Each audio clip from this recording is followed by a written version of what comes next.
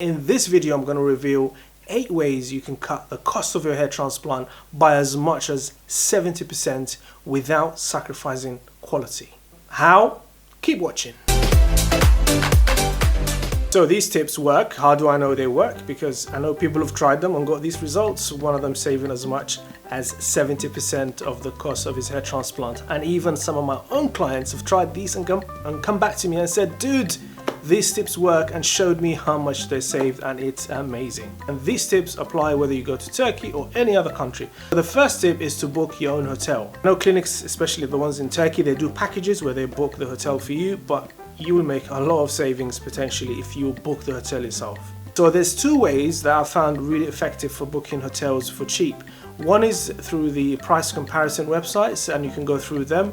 But sometimes contacting the hotel direct, you can get an even bigger discount, especially if you get through to the manager or supervisor and you have a word with them. Sometimes you can get deals that are even better than the price comparison websites. So try that as well.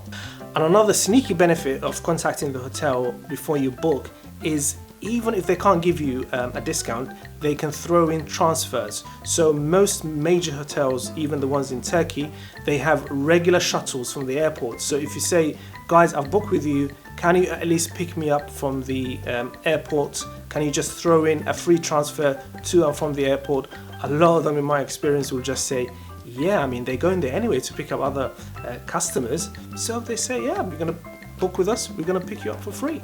The second tip is to minimize your stay. I mean, I know going on holiday, being on the beach, especially in Turkey, it's got some lovely beaches. It's really nice to, maybe after a hair transplant, to be tempted to just stay for an extra week or 2, which is fair enough if you haven't had a holiday for a long time. But if you are looking to slash the cost of your hair transplant, you need to leave as soon as possible after your hair transplant. And most clinics will ask you to stay for 24 hours afterwards just to monitor you, and some clinics do hair washing and all that stuff after the day after the procedure. But apart from that, beyond a day or 2, you really have no reason to stay if you are looking to save cost. The next tip is to get the best exchange rate, money exchange rate that you can, and that's not going to happen by you turning up to the airport and just pop into one of the exchange rate offices there. You'll just get ripped off all day long. Personally, the best exchange rates I found are the ones online. But with them, you can't wait till a day or 2 before you fly out. You have to do it 2 or 3 weeks before. So you really have to plan ahead and get these really good exchange rates and get them sorted 2 or 3 weeks before you fly out. Moving on swiftly to the next tip, and it's to pay with the local currency. So if you are having your hair transplant in Turkey, pay in Turkish lira. If you're having it in the States, pay in dollars. If you're having it in Canada, pay in Canadian dollars. Always use the local currency. And definitely never ever pay with a debit card if you can, because with the debit cards, usually you are going from your own currency to the local currency. There's some exchange rates, and they offer horrible exchange rates because the local bank is doing it for you or the company is doing it for you, and they always offer terrible exchange rates. So do not pay with a debit card if you can. This next tip can make the biggest difference out of all the tips I'm discussing in this video, and that is to negotiate. Remember, for clinics, you are a high value client.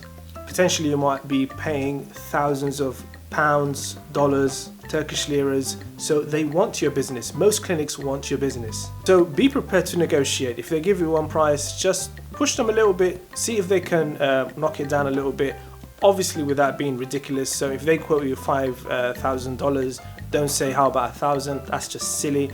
But push them a little bit, maybe tell them about the price you got from other clinics. But what works even better than that is if you have quite a large following online in terms of social media, on Instagram or Facebook or even YouTube. I've known some clinics to even say, we'll do it for you for free, or offer a massive reduction. Of course, for that reduction, they'll expect you to promote them after your procedure, maybe share your results on your channels to your fans. Even if you have a smallish following online, don't be shy. Tell them, listen, this is my following, I'm gonna share my results. What can you do? You'd be surprised how much discount they offer you. The next tip applies more to Turkey, and it's to consider other cities apart from Istanbul. Istanbul is getting quite expensive now, and there are other cities with world-class surgeons and clinics that you should consider. Cities like Izmir and Ankara is actually the capital. They have really good clinics and you should really consider them. The perk of doing that is that you will save a lot on just all the other stuff, on the procedure itself as well, on the hotels, on transport, on everything. This is less of an option in countries like the UK and the US and Canada, but you can still find marginal differences. For example, here in the UK, London is going to be a little bit more expensive than, say, Birmingham or Manchester, or even though the gap's closing.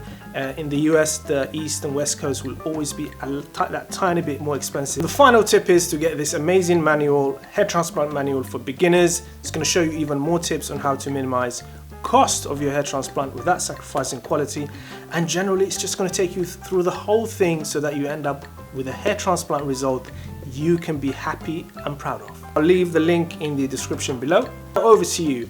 What is your current hair transplant budget? How much have you got to play with? Let me know in the comments below and I'll tell you whether that's realistic or whether that is bonkers. Take care and see you soon.